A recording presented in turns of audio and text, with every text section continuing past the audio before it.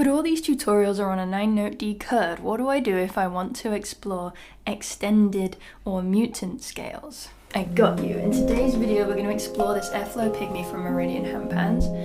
It's one that I've been exploring over the last couple of days. I've had it for a few months, but I just haven't had the time to go deep with it yet. But I thought I would do that today and do it on camera with you. What I've prepared already, and this was taught to me by Rosie Pagonzi, you can hopefully see it in that overhead shot, is a diagram of the instrument. I've written out all of the notes that I've got and where they are placed. I've written out all of the notes of the F minor scale here as well. And I've done that because the F-low Pygmy is in F minor. If you don't know what the bass key is of your handpan, you can just ask your maker or look that up. So I've written F, G, A, B, C, D, E, and then I've written in whether or not those notes are flattened or sharpened. I just asked Google that.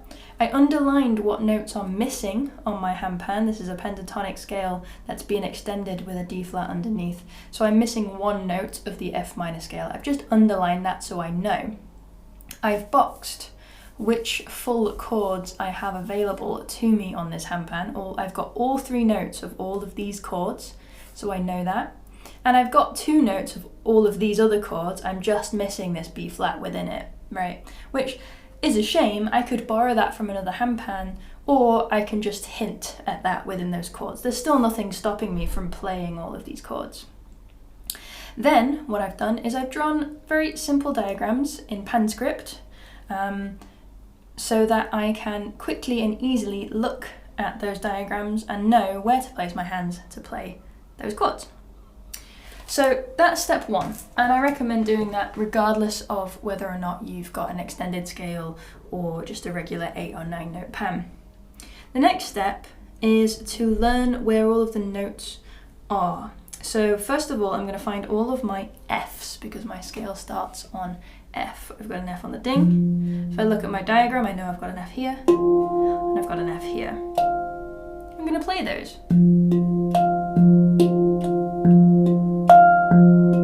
The next note is G. I've got a G here, and I've got a G here, and a G here. I know that because it says so on my diagram. And I'm just getting the muscle memory in so that I can start to memorize where these notes are. So now let's go from F to G to F, G. Okay, I've practiced moving between those. What's next? A flat. I've got an A here and one here. Those are the only 2 that I have. What's next? B flat, I don't have that. So the next would be C, which I know from my diagram that I have here and here. D, I only have 1 of. E, flat, even. I have here and here. Oh, and here as well. And back to F.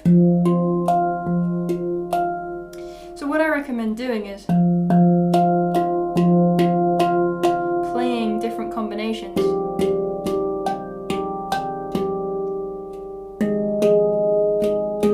Playing these notes together at the same time. Whoops.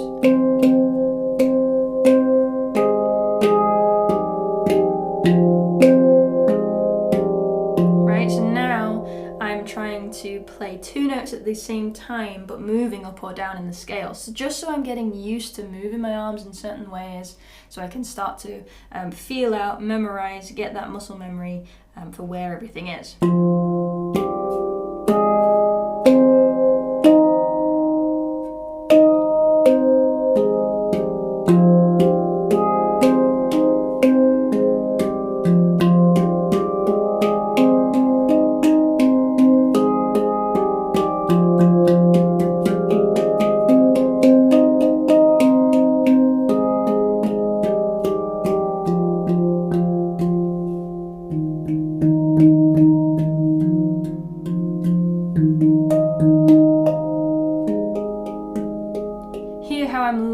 For those duplicates of notes.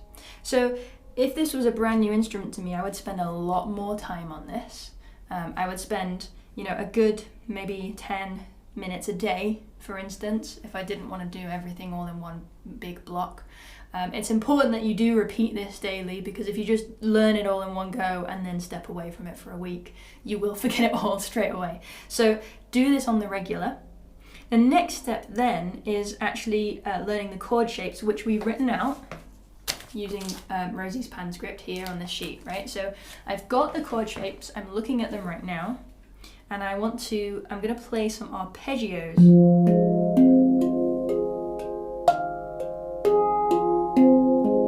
Using every single note of that chord, right? So I'm starting on chord 1, the F minor.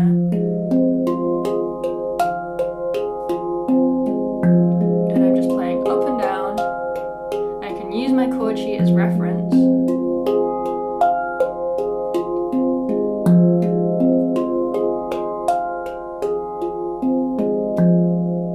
Right, once I feel like I've got that and I can play it without looking at the sheet, I can then move on to chord 2, which in this case is a G diminished chord, which isn't pretty.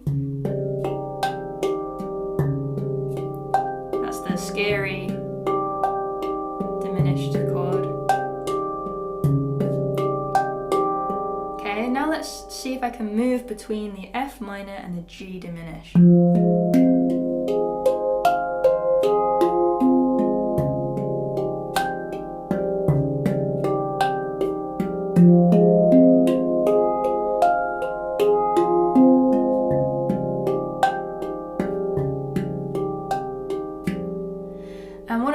I'm looking at my chord sheet as reference, but then once I get into it after a few repetitions, I'm trying to just focus on looking at what I'm doing. And in my brain, I'm saying, this is F minor, this is F minor, this is G diminished, this is G diminished, so that, again, I'm memorizing it in all these different ways. The next step would be to also try to speak out loud what notes you're playing.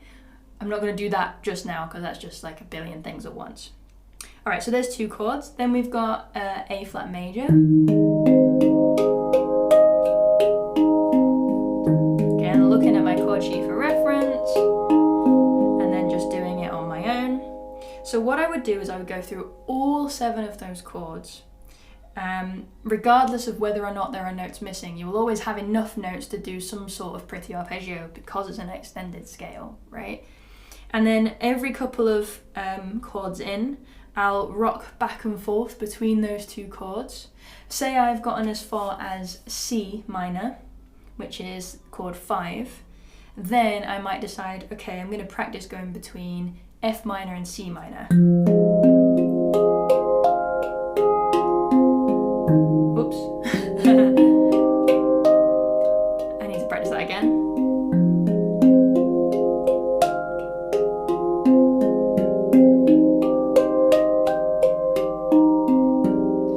So once you've gone all the way through the alphabet, those 7 chords, you've mastered the arpeggios individually, then it's time to go back and start rocking backwards and forwards between pairs of chords, a set of 2 chords, backwards and forwards, and then mix it up, another set of 2 chords, backwards and forwards, mix it up, another set of 2 chords. So what you're doing here is you're giving yourself the muscle memory to start to compose or improvise within these chord shapes, just by giving it that sheer repetition over and over and over again. A good way to systemize that might be to do, okay, I'm going to start on F minor, F, then G, then F, then G, then F, then G. Okay, F, then A, then F, then A, then F, then A, done. F, then B, F, then, and so on and so forth. Then starting on G, then starting on A, and so on and so forth. So you know that you've gone through every single possible combination. You're getting it all drilled into your arms, into your muscle memory, into your visual memory as well. So you're watching what you're doing, and you're remembering what the name of those chords are, so that you can start just kind of pulling things out of the air when you want to start improvising or composing or potentially working with other musicians. It might also be helpful to remember the number of that chord, but to be fair, that's quite easy to just count. You're like, oh, what number is C minor? Oh, well, F, if it starts on F, F, G, A, B, C. Okay, it's chord 5. Now I know that. That's something that you can always just work out. But the purpose of this is really to get comfortable with the instrument as a mutant scale, as an extended scale, getting used to playing these notes, getting used to playing these notes. So the focus really should be on these arpeggios moving all the way up the chord, all the way down the chord, switching chords so you're getting used to these different patterns. If you find there's a chord in here that has less notes than the one you started with, so F minor for instance, it's quite long, right? But then D flat for instance doesn't have as many notes.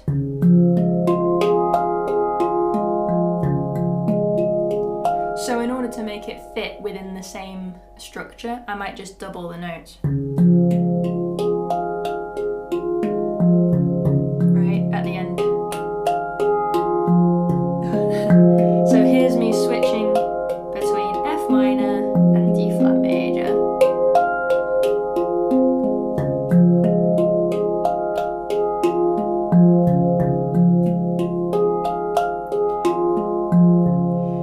Once I've mastered swapping and changing between two chords, then I can start thinking about chord progressions. And then I can start thinking, oh, well, I like the sound of the F and the D. What happens if I then go to A flat, for instance? And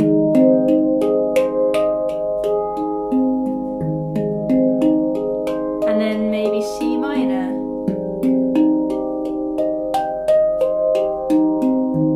Oops. That was really nice. I'm going to do it again.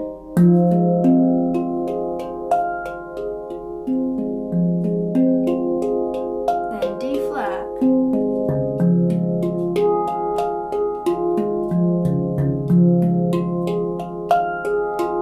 Then A. What is A?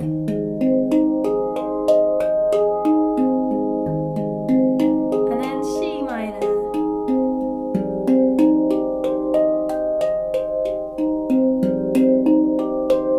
One more time.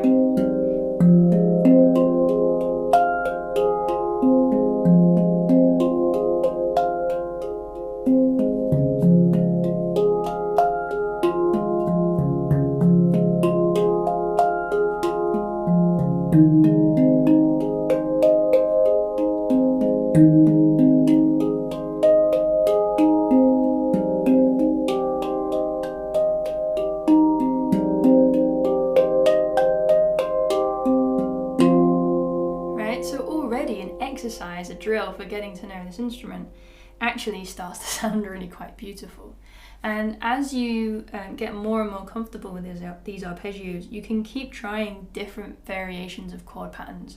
I really encourage you to just keep mixing it up with different patterns over and over and over and over and over again, so you're not getting yourself locked in the same patterns that you like, right? As soon as you've nailed one, try another. So you're always being creative with it and always developing this arpeggio skill.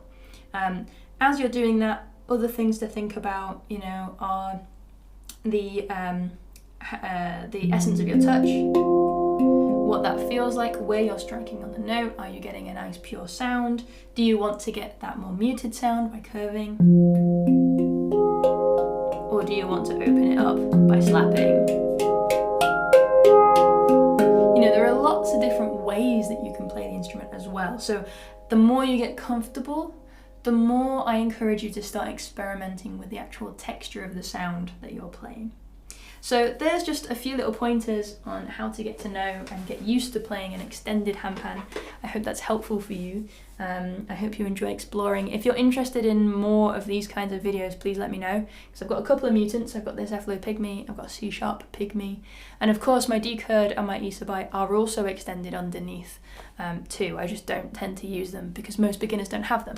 But if there are enough people watching that do have those extensions, then I will make more tutorials on those extensions. But yeah, alright, cool, have a nice day, and I will see you in the next one.